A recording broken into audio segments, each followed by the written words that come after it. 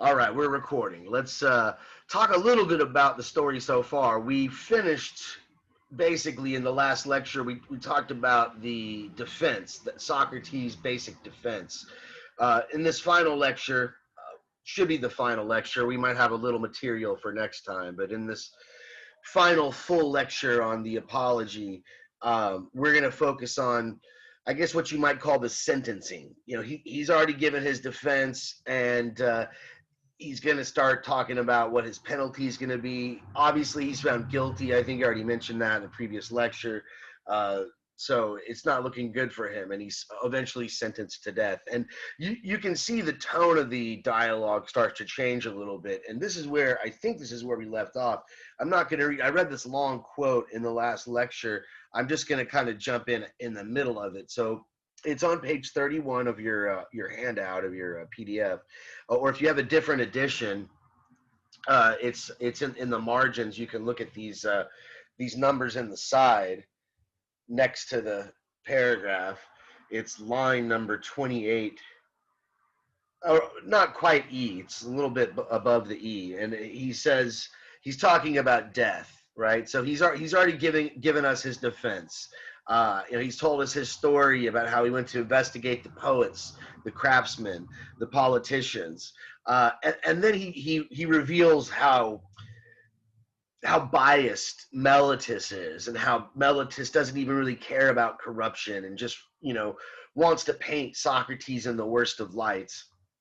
Doesn't care about improving the youth, knows nothing about it, and just wants to make Socrates look bad. And he's not even being consistent with his charge of impiety, because he wants to say that Socrates doesn't believe in the gods, but that he teaches of spiritual things. So, that was sort of the defense, basically. And he sees the writing on the wall. This is where we ended the last lecture. He's, looking around him. He realizes, you guys probably think I'm an idiot. You think that I should be pleading for my life instead of grandstanding here and trying to make some sort of deep philosophical point.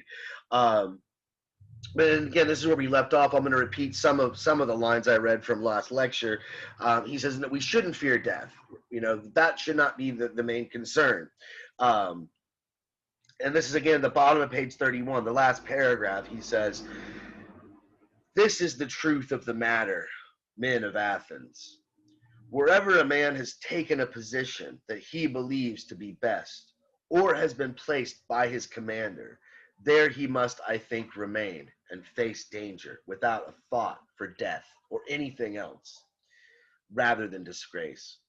It would have been a dreadful way to behave, men of Athens, if at Potidaea, Amphipolis, and Delium I had, at the risk of death," and these places he's mentioning are places where he fought for Athens against Sparta in the Peloponnesian War. But if I had a risk of death like anyone else, remained at my post where those who had elected to command had ordered me, and then when the God had ordered me, as I thought and believed, to live the life of a philosopher, to examine myself and others, I had abandoned my post for fear of death or anything else. That would have been a dreadful thing. And then I might truly have been justly brought here for not believing that there are gods, for disobeying the oracle, fearing death, and thinking I was wise when I was not. To fear death, gentlemen, is no other than to think oneself wise when one is not, to think one knows what one does not know." And so he's giving us a couple arguments here for why we shouldn't be so scared of dying.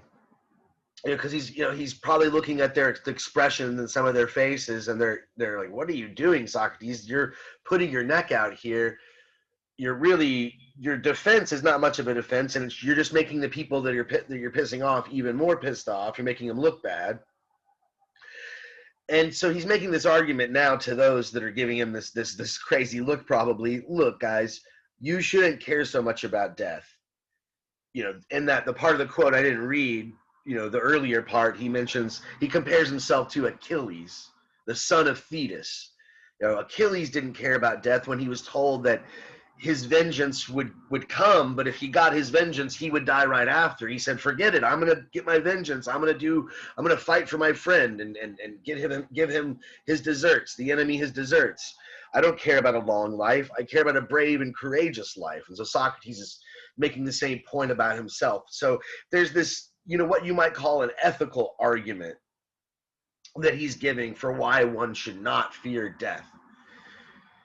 You want to live a good life. You don't want to live an evil life. And sometimes living a good life means you live a shorter life than you normally would if you live a corrupt and bad life, I suppose, and just try to survive at any cost. But he's also giving, and this is at the very end of the quote I just read, he gives another sort of argument for why one shouldn't fear death, and it's what you might call the epistemic argument. Epistemic meaning having to do with knowledge. We covered this on the first day of class. We talked about epistemology. I don't know if anybody remembers what epistemology was, but epistemology was one of those branches of philosophy, one of the three major branches besides ethics and metaphysics. And epistemology studies knowledge. What does it mean to know something? How do you define knowledge? How do you justify claims to know things? And so Socrates is making a similar. He's making another argument, not just an ethical argument, but an epistemic argument for why one should not fear death. He says that to fear death is no other than to think you're wise when you're not, to think you know, epistemic, what you do not know. And we covered this at the end of the last lecture, part 2 of the Apology lecture series, whatever you want to call it. No one's ever died, right, and come back to tell the tale. I don't know. Maybe there's someone here. If not, feel free to interrupt. If there's anyone here, has anyone died that's on the Zoom call right now? Yeah, I've never died either. So, but we act as if it must be something horrible. We don't know. Maybe death is a good thing. Maybe it's, the step before we go into the afterlife, and the afterlife's this beautiful place. And he's going to come back to this at the end of the dialogue, so I don't want to dwell on this too long here, because he's going to bring this back. The very last few lines, towards the end, he starts to reflect on death again and starts to think that maybe it's not such a bad thing. But let's look at let's move on a little bit here. Yeah, Dylan, do you want to say something? Yeah, I have a quick question. Sure. You said ethical was relating to morals, correct? That's correct. Yeah. So when I say that he's making an ethical argument for why you shouldn't be scared of death, the idea is that if you want to be a good and moral person, it's really important to stand up for what's right. And sometimes standing up for what's right might get you killed. You might have to die fighting for the right cause. So for him, when we have to decide between one or the other, being just and maybe dying early, or I don't know if that's fair to say, because he's like in his 70s, so he's a pretty old guy, but still, he says, look, I'm standing up for truth. I'm standing up for justice. And maybe that might get me hurt. That might make me unpopular, but I still think that that's a better life than otherwise. So yeah, it's sort of a moral argument. But then the other one, obviously, again, the epistemic one. How do you know death is bad? Everyone fears it as if it were the worst of all evils, but no one knows if it might be a blessing. It might be a good thing. So it's fearing death is thinking one is wise when one is not. So he's got a couple arguments for this. And when we move on to like this next quote that I want to focus on just for a moment, this is on page 33 for those of you that have the reading. Once we unpack what he's saying here in this next quote, it might even become clearer why one should not fear death, because he says here at I don't know, I guess it's about a third of the way down, again on page 33. He says, neither Meletus nor Anytus can harm me in any way. Remember, Meletus and Anytus, those are some of his accusers. They're the ones that have brought charges against him. And he says, they can't harm me in any way. Neither Meletus nor Anytus can harm me in any way. He could not harm me, for I do not think it is permitted that a better man be harmed by a worse. Certainly he might kill me, or perhaps banish or disenfranchise me, which he and maybe others might think to be great harm. But I do not think so. I think he's doing himself much greater harm doing what he's doing now, attempting to have a man executed unjustly. Indeed, men of Athens, I'm far from making a defense now on my own behalf, as might be thought, but on yours, to prevent you from wrongdoing, by mistreating the god's gift to you, by condemning me. For if you kill me, you will not easily find another like me. This is, now he's God's gift. This is another way that I think the tone changes about halfway through the dialogue. Not only does he get serious, but he says a few things that make him seem a little bit less humble than before. Remember how one of the points he was making to the jury and all the people that were there, I guess, was that the reason he was wiser than all the people he questioned was because he knew of his own ignorance. He was aware that he really wasn't that wise, and that made him wiser than everybody else. But now he's talking about himself like he's the God's gift to the city. Although the next passage below, he compares himself to a gadfly, so maybe that, that tampens down his arrogance a bit. We'll talk about, in fact, we'll come back to that gadfly passage in a minute because it's kind of famous. We shouldn't skip it. But let's start, let's back up a bit and look at that first line that I started reading when he says, neither Meletus nor Anytus can harm me in any way. It says that, and then he goes on to say that they might kill him, they might banish him, and they think that's harm, but it's not harm at all, right? In fact, they're harming themselves by unjustly accusing someone who isn't doing anything bad. Socrates is actually doing good. He's trying to make people think about deep philosophical questions and try to live a good life and try to be as wise and as good as possible.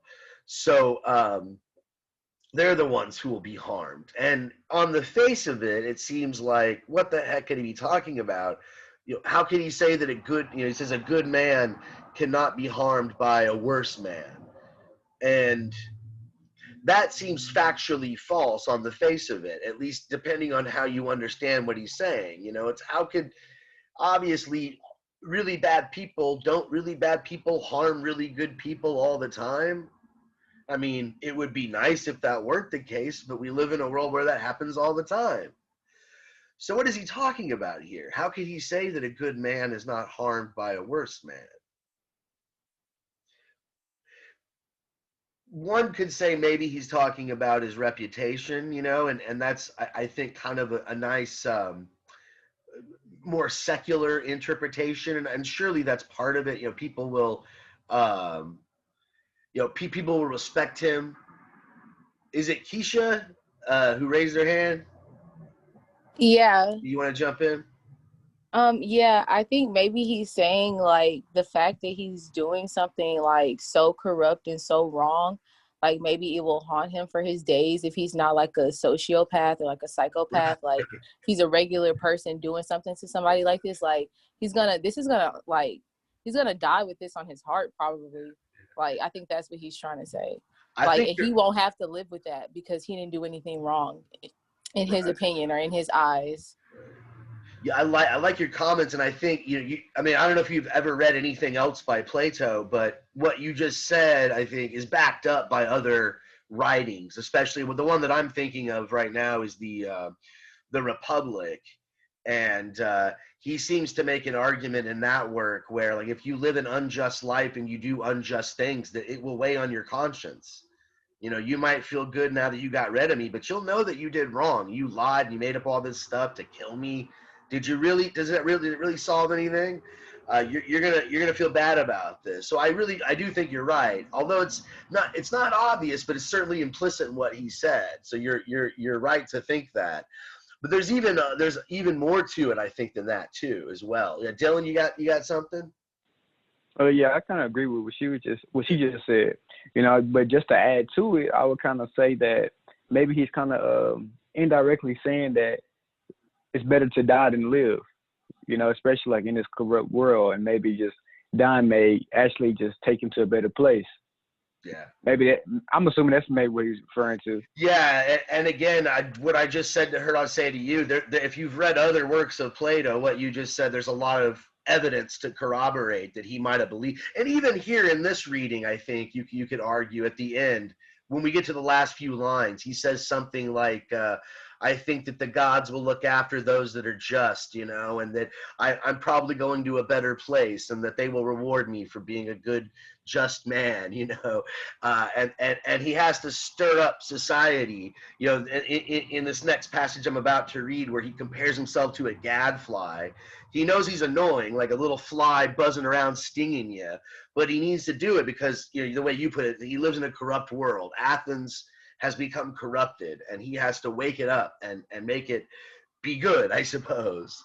But these are all great comments. But there's another element here too that's also, I don't think, so obvious. Your comments also not that obvious. You got to kind of dig deeper into what he's saying. It's not so obvious what he means when he says that he won't be harmed. And I think both of you, Keisha and Dylan, I think you're right. I think he intends both of those, but also, and this too you would probably get if you read other works of Plato, when we get to the symposium too, this is going to come up. But Plato, Socrates, both of these men, I mean, who knows about Socrates because the guy never wrote anything, but the way he's portrayed, he seemed to detach himself from things of this world, for lack of a better word, things that had to do with the body, for instance, things that had to do with physical, with wealth, even with like reputation. So maybe when I even said reputation earlier, that might have been the wrong word, that he cares about his reputation. He cares about being honorable and living a good life. But he doesn't seem to care about his own mortality, because when he says that they can't harm him, he mentions that killing him would not be harm. So I'm assuming he's talking about his physical life, so the life that he attaches to his body. There's also a non-physical life, which we don't get into much. We might talk about it a little bit later when we get closer to the end of our exploration of Plato. But one big part of Plato's doctrine is the belief that the soul, the psyche in the Greek language, the soul is somehow immortal, and it doesn't really change. The body changes. The body goes through all of these changes. It's constantly moving and shifting and fleeting, etc. But the soul is, your body's changing at all moments of time, right? Certain cells are dying, new ones are being replaced with other ones, but you always have the same soul. You always have the same psyche, and that's what's essential to you. And so, a life devoted to having a good soul is one that protects you, I guess, from the bad people. Keisha, you wanted to jump in there? Sorry. Yeah, go My ahead. mic was messing up. Yeah, I think, is there somewhere written about maybe energy, how our soul is when people refer to an energy or a vibe, it can't, if you're gonna be scientific about it, energy cannot be created nor destroyed. It can only be transferred. Right. So maybe that's is there anything written about that? Yeah, I mean, to me, I think, and this is a controversial reading of Plato. No one's really quite sure how influenced he was by Eastern philosophy, but he seemed to believe in some sort of system of reincarnation, where if you somehow had a life that was devoted to the soul and the psyche, you could break that cycle of reincarnation, and you could spend more time in the afterlife with a pure soul and a pure psyche. But your question about energy and life and force or whatever, I don't know how scientific we can really get with that, but I mean it's using words like energy and force probably get us closer into the realm of science. But I think that I think of it more as a religious thing, though. I think of it as a religious thing. I think that's appropriate. I think that's appropriate. But a lot of people, I just try to put it into scientific terms as well to make it make sense to people that don't believe in God. Right. Because I feel like if I put it in your terms, it makes sense just as much as it makes sense in mine, because we're technically saying the same thing. Like, I'm not like, we die, but we go to heaven. So like, how do you go to heaven if you die? You know? So that means they're talking about something different. They're not talking about your body anymore, because your body is nothing. You're in the flesh. Like, that's how we say it. But if I put it in your terms as an energy, not necessarily your terms, but like anybody who doesn't believe in God, because I don't know who doesn't. But I think though, we have to. I mean, honestly though, for Plato, he's adding to. In fact, I'm kind of befuddled now, because usually the way I try to explain this, in a way, this is to me evidence, maybe slight evidence against Socrates. Because remember, one of the charges against him is that he's not respecting the teachings of the city, the religious beliefs. He's not being pious. And what I think we get here, at least evidence for it here, we get a notion of the soul. We get a notion of the psyche that is, like, as you say, very religious. And I don't think he intends, I think he wants it to be very spiritual and very religious.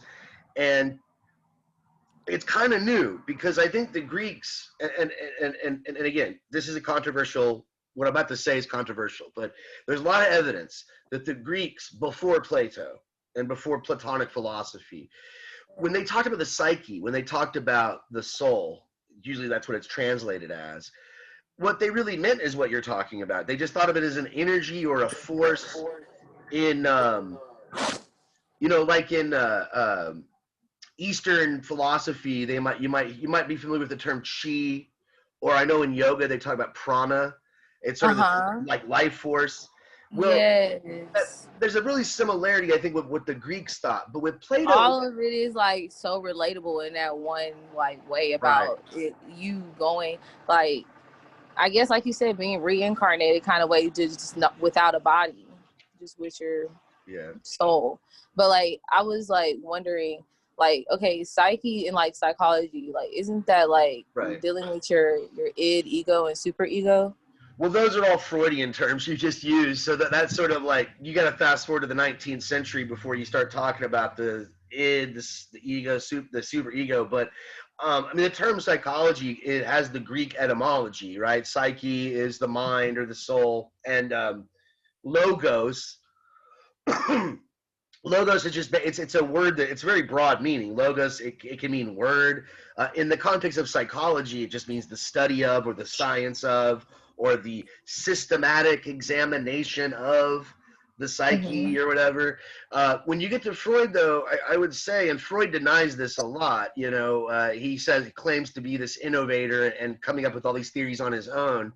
But there's a lot of parallels, I think, with like Plato's theory of the soul, because Plato also thought that there were three parts of the soul, just like, Freud thought there were three elements to the psyche, and they're very similar. That's probably why so many people separated from him, because he, maybe, I don't know.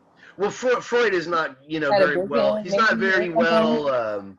People don't. At least modern day contemporary psychologists tend to distance themselves from Freud, right? He's pseudoscience. I feel like if you look back into what he was saying, I feel like he was really great in his works. Like, I feel like some of this stuff, like if you really if people stop lying and like you really see like what's going on in real life, some of the stuff he talked about is actually true. Like, I've seen it, and it's crazy. Like, I don't want to use people I know as examples, but like maybe we could talk about this like during office hours or something.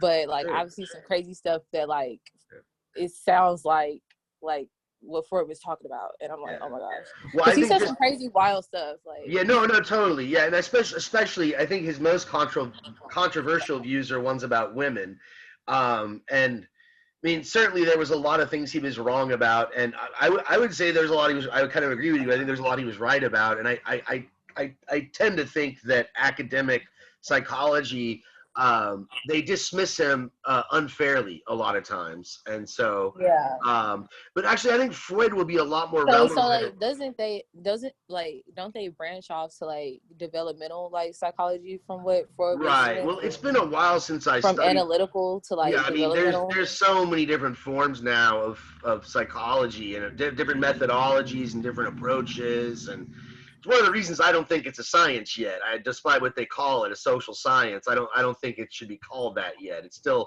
to me, it's still a philosophy. You don't have, in chemistry, you don't have different schools of thought on whether it's carbon based or, like there's debates within chemistry at the highest levels, but the whole, like the methodology, how one conducts and does experiments is not debatable. But within the realm of psychology, how do you come up with rules of human behavior and treating behavior that is deemed abnormal? That's something that I think it's still a young. I mean, it basically started with Freud. It's only been around for a century, so I think it's still yet to be quite.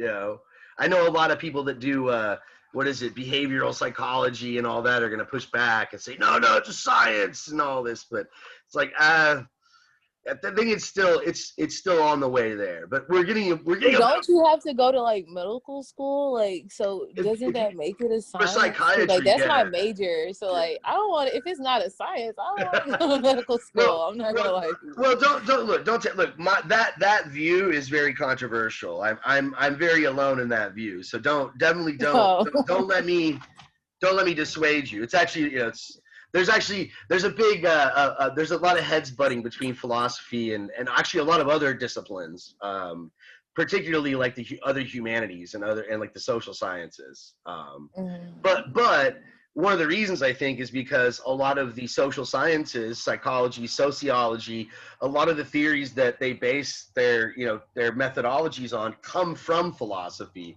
So we've seen all these arguments and we've seen the flaws with them and we've seen some of the pros. So we tend to be a little bit more critical and skeptical of things. To be fair to psychology, it's got its hands tied. It's not like the other sciences.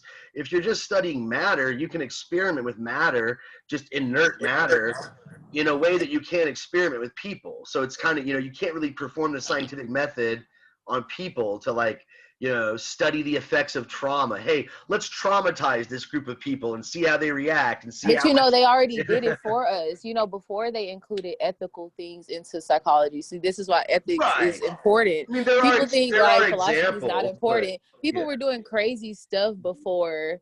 Like people said, hey, like this is wrong. Like, and then people were like, why is this wrong? And then we're like, this is wrong because you're hurting somebody. And then it's like that's when they were backing it up and coming up with things.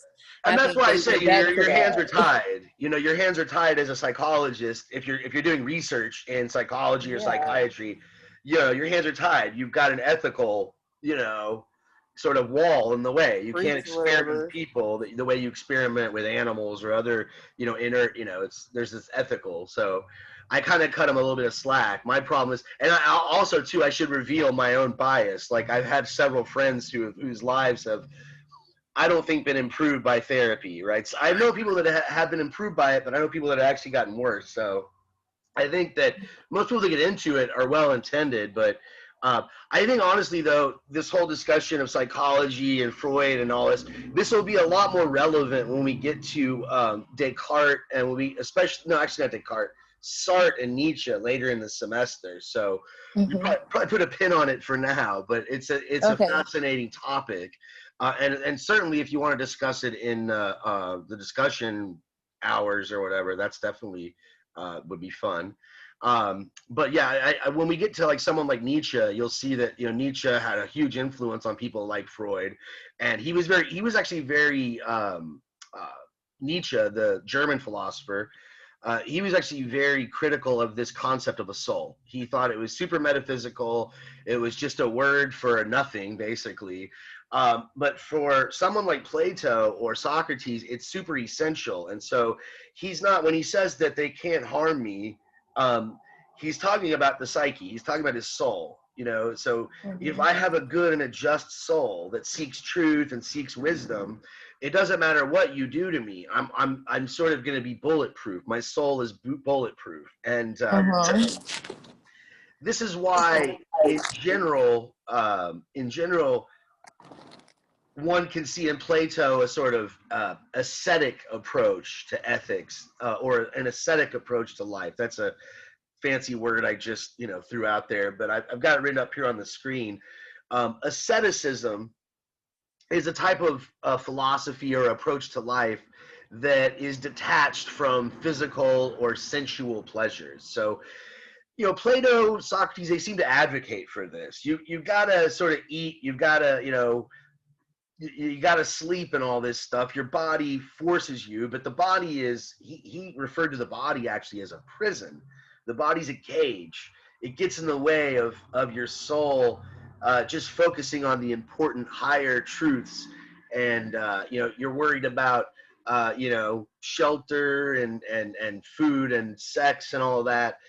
And so maybe this is another reason why he's not so scared of dying. He's looking at it as a sort of release from the body, when he can, his soul can just contemplate truth separated from the body. So, there are some very extreme forms of asceticism out there, but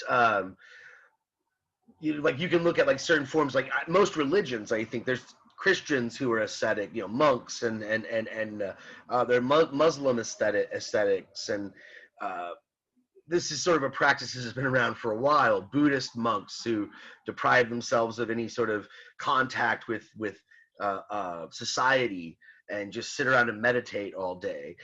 Now, it's debatable how extreme a form of asceticism that Plato is advocating for, but he certainly seemed to think that you want to avoid getting too wrapped up in making money or having sex, or just enjoying food and fun. I mean, you need to maybe have those things as necessities, but the soul, the psyche, was the most essential aspect of your being.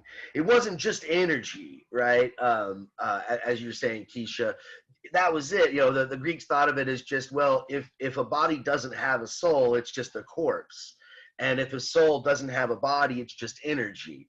But the belief that Plato seems to espouse is that energy, that psyche, can somehow, not only is it different from the body, but it can live separate from the body, and it's the most essential thing about you. It's more important than your physical aspect. And when Socrates was dying, when he was being executed, his friends asked him where they should bury him, and he looked all confused. He said, "Bury Socrates? What do you mean? Like, you can't bury Oh, you mean my body? I see.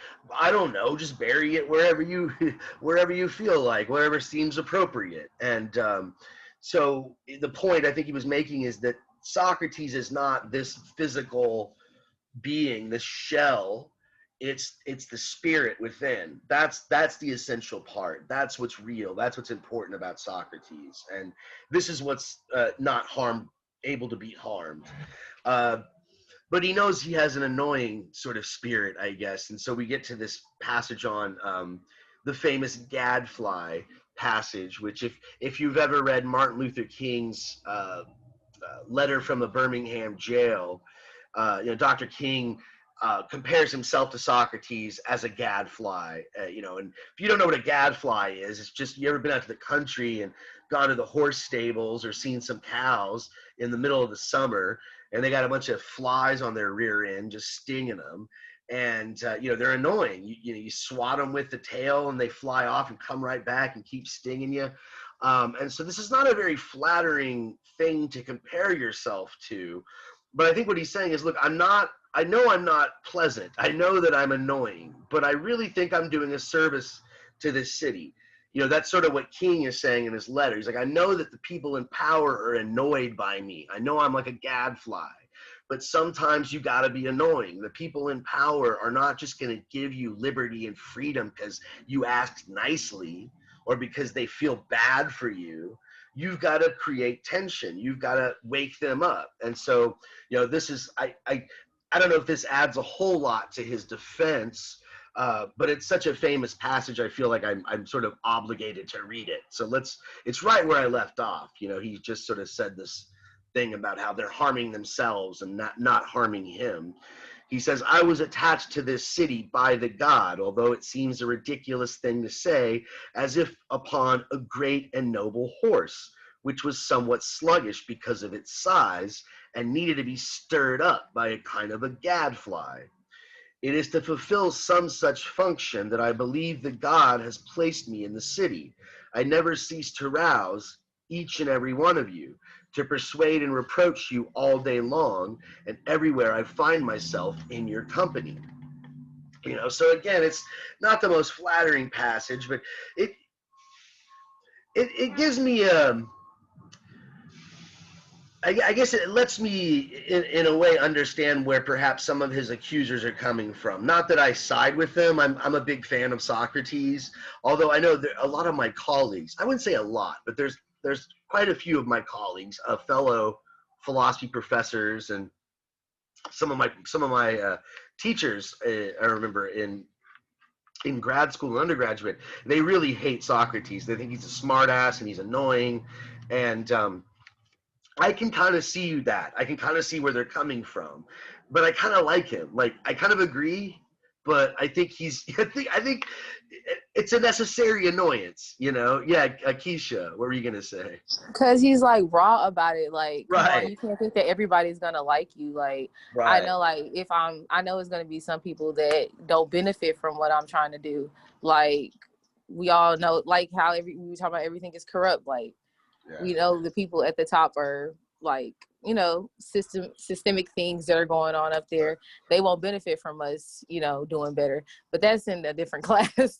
Right. Yeah, From but what no, we're but talking about. but I'm talking about in reference to what Dr. King was saying. yeah, no, but yeah. So it's you got to wake people up sometimes. They're not going to just, like you said, like, they're not just going to give you things. You have to create this tension. If the system is benefiting them, they're not going to change it just because they feel like it, right? Um, you got to make them feel this tension. So he feels like he's performing this function. Athens, the city that he loves, apparently, if you've ever read some of the other dialogues, particularly Crito, he seems to be pretty patriotic. He loves his city. He loves the ideals that it stands for, but he feels like they haven't been living up to those ideals. And so he needs to sort of wake them up a bit and stir them up. And, this can be annoying. This can be really annoying. If you're just some blacksmith and you're at your workshop and you're hammering away at your steel or whatever. I don't know what. I guess they were using bronze at that time, but you're making your weapons and your armor and all this stuff, and then this smelly. He remember, he's ascetic, so he doesn't care about hygiene and taking care of his body. So he's this smelly, decrepit looking old guy. Looks like a homeless dude. You probably smell him before you see him, and you look up and you're like, dude, what are you doing, Socrates? I'm real busy right now. Can't you see I've got all these orders to fill? And he says, oh, I'm sorry. I just wanted to know, what is justice? And you're like, really? Seriously? Right now, Socrates? Could you come back later? Can we discuss justice after I get off work? I got all these orders to make. I got a lunch break in 30 minutes. I don't even think I'll have time to take a lunch break. Oh, I guess your orders are more important than justice. And so, you start, you're like, geez, you put down all your tools, you sit down, you start to discuss justice with old Socrates. But he's annoying. You try to answer his questions, and every answer that you give him, he pokes holes in it. And, it's, I guess justice is just, it's equality, being equal, treating everyone equally. Oh, that's a great answer. I like that, says Socrates. Equality. Okay, so if I hire two men to work for me, and one of them sits on their ass all day and the other one does all the work, I should treat them equally? I should pay them the same? I don't know. That doesn't seem just. Maybe justice is treating everyone how they deserve to be treated. Like, they get treated fairly. Fairness. Oh, cool. Well, how do you determine what's fair? And so you keep trying to answer Socrates, but no matter what you say, he keeps finding all these objections. He keeps finding all these problems. I can see how that's annoying. You want to get back. You want to get back to your darn tools. You got to make some money. You got a family to feed.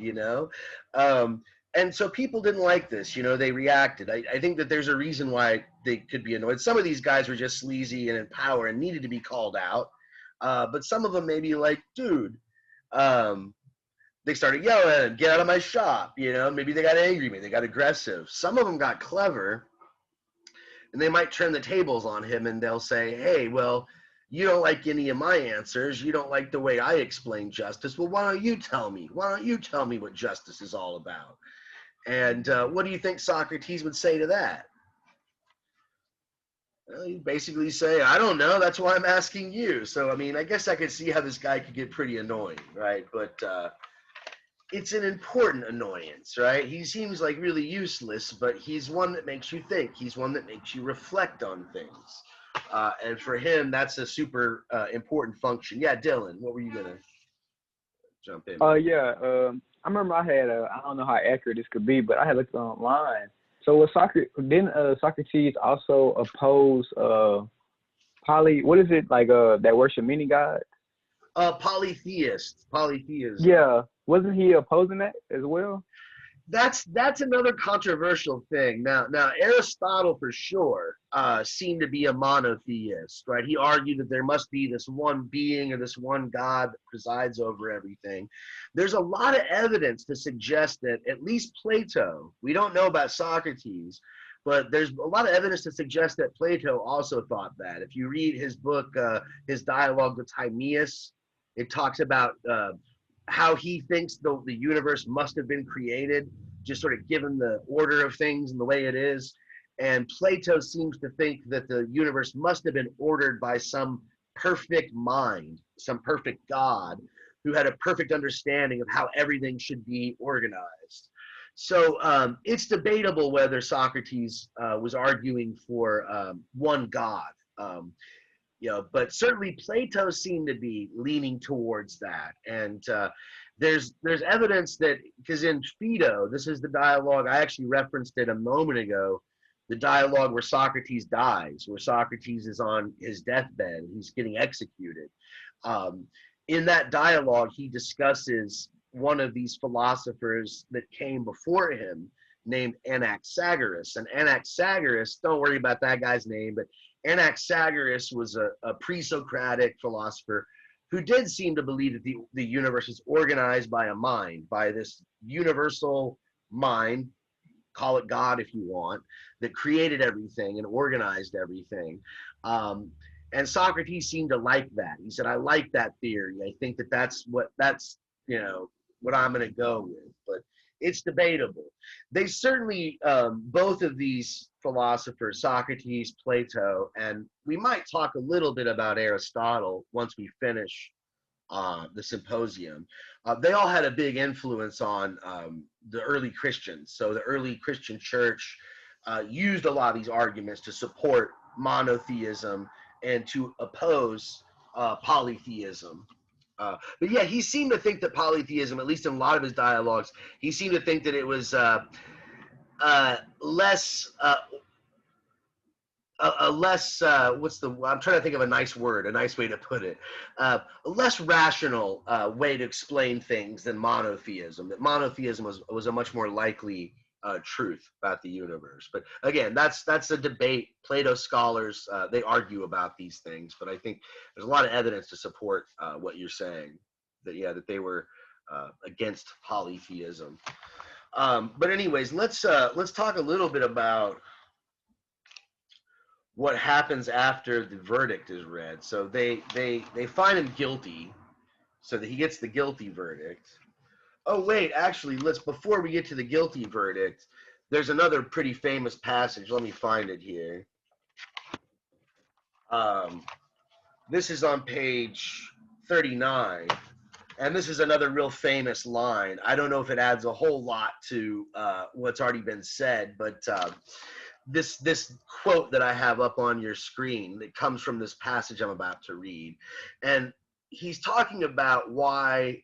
Well, basically, he's saying, look, guys, if you let me go free and let me live on the condition that I can no longer be annoying, that I can no longer be a gadfly, that I can no longer question things and look for justice and truth and all this and the like, if you tell me I can't do that, I'd rather just die, right? I can't do that. I wouldn't be able to do that. I would not be able to follow that prohibition. And he says, and this is line 38, thereabouts. He says, perhaps someone might say, but Socrates, if you leave us, will you not be able to live quietly without talking? Now, this is the most difficult point on which to convince some of you. If I say that it is impossible for me to keep quiet because that means disobeying the God, you will not believe me and will think I'm being ironical. On the other hand, if I say that it is the greatest good for a man to discuss virtue every day, and those other things about which you hear me conversing and testing myself and others, for the unexamined life is not worth living for men, you will believe me even less. So why can't he not do philosophy? Why can't he stop questioning people? Well, he thinks he'd be disobeying the God. Remember, he feels like the god Apollo, the god of truth, has told the oracle that he's the wisest, and that's to send him on this divine mission to seek out ignorance and to point it out wherever he finds it. So not only does he have to do it because it's a divine mission, but also he says the unexamined life is not worth living. If I can't examine things, if I can't question things, if I have to stay in the cave like those prisoners in the cave that just stare at shadows all day, I'd rather just die, right? I just don't want to just blindly accept everything. I want to be able to question them, right? And so if you're not going to let me do that, just kill me then, right? Just put me to death. And so that's what they do, right? That's what they do. So they, and this is what's interesting about the way that I don't know if it's interesting or kind of cruel or kind of like, it's fascinating to me. But one of the things they did on trial is once the sentence was read and you got a guilty verdict, your accuser would decide what they thought your penalty should be. And they want him dead. But then you got to decide what you think. Hey, that's not fair. That's too harsh. I think you should vote for this penalty. So Socrates gets to decide what he thinks they should punish him with. And this is the part of dialogue where people think he basically kills himself, because the accusers kind of put themselves in a stupid position by asking for the death penalty. A lot of historians argue that, with a lot of evidence to back it up, that the Greeks did not like to use the death penalty very much. They usually regretted it. They weren't even sure if they had the authority to do it, if the gods would approve of the death penalty. So they were very hesitant to kill, especially their own citizen. But the way Socrates gives them this other option, it kind of forces them to choose the death penalty. Socrates could have asked for exile, and he probably would have got exiled, but he doesn't ask for exile. What does he ask for instead? Well, I'll read the passage here where he first proposes his penalty. And this is on page 40, pretty close to the top. It's right after he's been, given that guilty verdict and the sentence of death. He says, it's for the sake of a short time, men of Athens, that I will acquire the reputation and the guilt. Wait, no, that's not what I wanted. Sorry, wrong passage. Page 38. Let's back it up. Page 38. He says, and this is, I guess, the second paragraph. He says, he assesses the penalty at death, so be it. What counter-assessment should I propose to you, men of Athens? Clearly, it should be a penalty I deserve. And what do I deserve to suffer or to pay, because I have deliberately not led a quiet life, but have neglected what occupies most people: wealth, household affairs, the position of general or public orator, or the other offices, the political clubs and factions that exist in the city. I thought myself too honest to survive if I occupied myself with those things. So I did not follow that path that would have made me of no use either to you or to myself, but I went to each of you privately, and I conferred upon him what I say is the greatest benefit, by trying to persuade him not to care for any of his belongings before caring that he himself should be as good and as wise as possible, not to care for the city's possessions more than for the city itself, and to care for other things in the same way. What do I deserve for being such a man? Some good, men of Athens, if I must truly make an assessment according to my deserts, and something suitable. What is suitable for a poor benefactor who needs leisure to exhort you? Well, nothing is more suitable, gentlemen, than for him, for such a man to be fed in the Pritanium.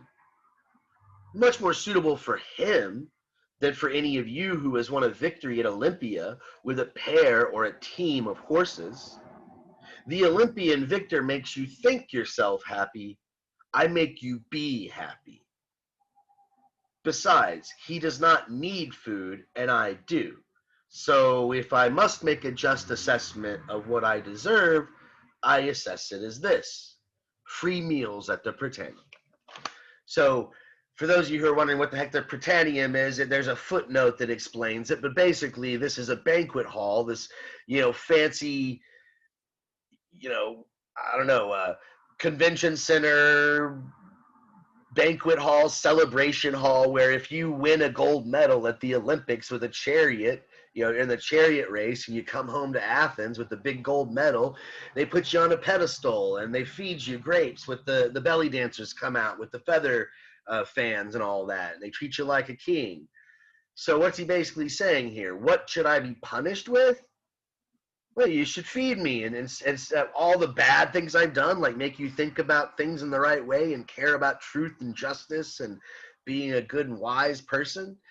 He's basically telling them that they should kiss his ass, basically. A little bit more indirect there, but they're basically saying, so like this is where some of the commentators point to this as evidence as his suicide. He knows he could have got off the hook if he would have proposed like later on he proposes some little piddle fine, this little, I guess if you want to punish me, give me a 50-cent fine or something. I'm broke, but my friends will pay. But he's basically insulting him and giving him no choice. Like either we kill you or kiss your ass. I guess we'll kill you.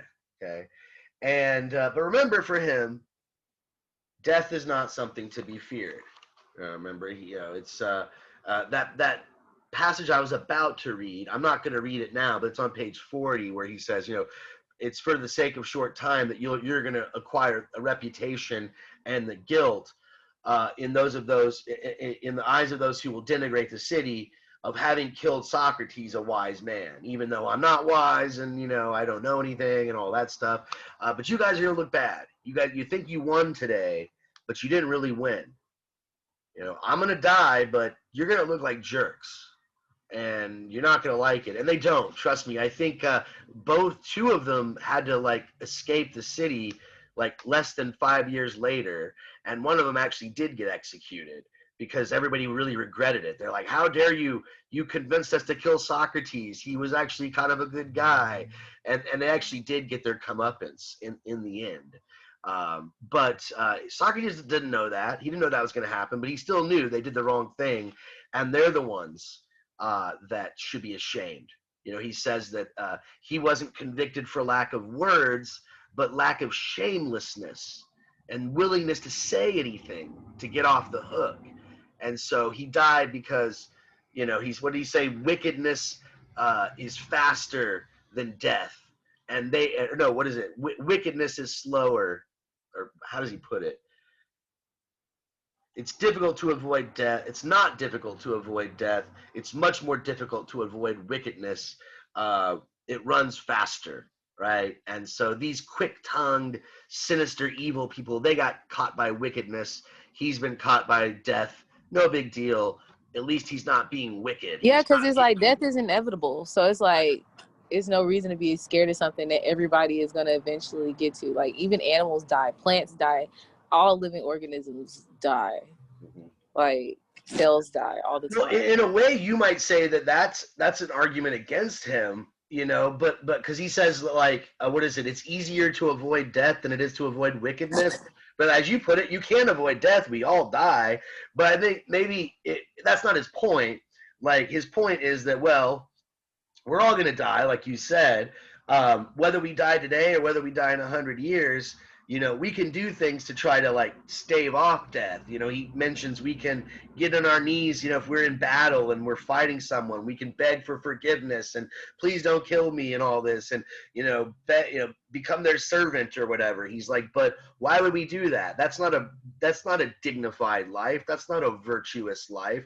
It's way easier. I think it'd be better if he would have said something like this instead. It's easier to live a long life than it is to live a good life. You know, you can live a long life by avoiding danger I and agree. being a coward and not facing up to anything unjust. But what kind of life is that? You know, whereas you know the life where you live a good and virtuous life where you're always trying to be wise and always trying to do the right thing, that's a lot harder to do. He's going to say, you know, and he even seems to think, and this is where we come back to kind of like full spin, kind of where we started. He starts to argue why death might actually be a good thing.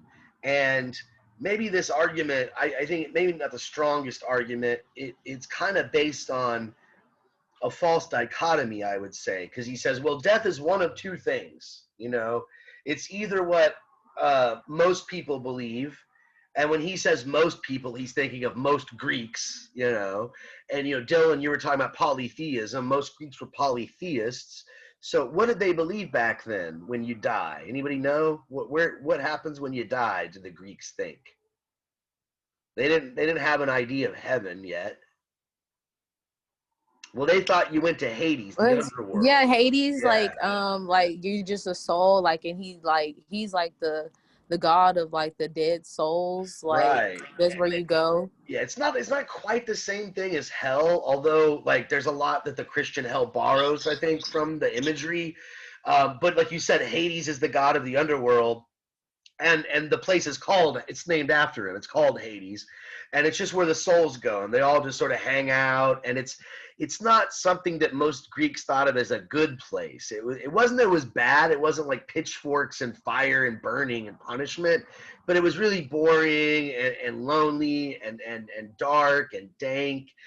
Grieving, gloomy, like Right. It wasn't like depressing. some fun, fluffy cloud. But Socrates is actually kind of excited about this. He's like, if there's a bunch of other souls down there, cool. What's he excited about, you think? What's he going to do when he gets there?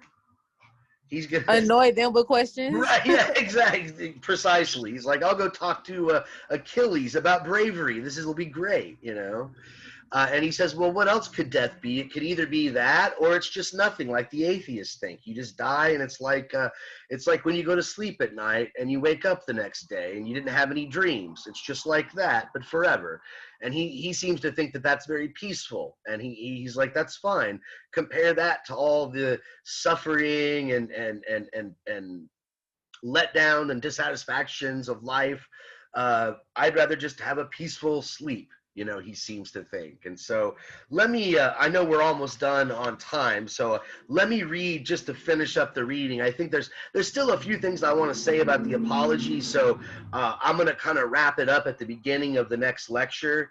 So on Tuesday at 11 a.m., I'll record the first lecture for the symposium, but I'll also do a little bit more on the apology. But let me just to sort of come to a nice close. Let's read the final lines here that Socrates gives to all the people gathered as he walks off. Right. So here he says, and you know, he's talking about death and how you know, he says, you too must be of good hope as regards death, gentlemen of the jury, and keep this one truth in mind, that a good man cannot be harmed either in life or in death. There it is again, right? And that his affairs are not neglected by the gods. What has happened to me now has not happened of itself, but it is clear to me that it was better for me to die now and to escape from trouble. That is why my divine sign did not oppose me at any point. His divine sign, he mentioned that I think a little bit earlier in the dialogue, but we never talked about it. This is something that occurs in a lot of the dialogues. So we don't know if Plato made this up or Socrates, the actual real dude, actually had voices in his head, but apparently he occasionally would hear voices, a divine sign, as he would call it. They would guide him whenever he was going the wrong way or steering the wrong way. And so he says, my divine sign did not interrupt me. And so, you know, I'm happy with my defense. He says, I'm certainly not angry with those who convicted me or with my accusers. Of course, that was not their purpose when they accused and convicted me, but they thought they were hurting me, and for this they deserve blame. This much I ask from them. When my sons grow up, avenge yourselves by causing them the same kind of grief that I caused you. If you think they care for money or anything else more than they care for virtue, or if they think they're somebody when they're nobody, reproach them as I reproached you, that they do not care for the right things and they think they're worthy when they're not worthy of anything. If you do this, I shall have been justly treated by you and my sons also. Now the hour to part has come. I go to die, you go to live. Which of us goes to the better lot is known to no one except the God. Right? So those are his last, rather serious words to those gathered there, right? And there's a few more dialogues Plato wrote about what happens after, while he's in jail waiting for execution. But we're not covering those. We're actually going to go back in time with our next dialogue, the symposium. But there's a few more things I want to do with this first reading, though, before we move on to the symposium. But do try to get started on that reading, even though we'll probably barely touch on it next class. There's a lot of setup we have to do. But hopefully you've got this book by now, or you found an electronic version. And if you have the book, you're going to read, I think, the first 8 pages or so, just that introductory dialogue. That should be fine. Doesn't hurt to read ahead. But I'm going to go ahead and stop recording now because we're almost out of time.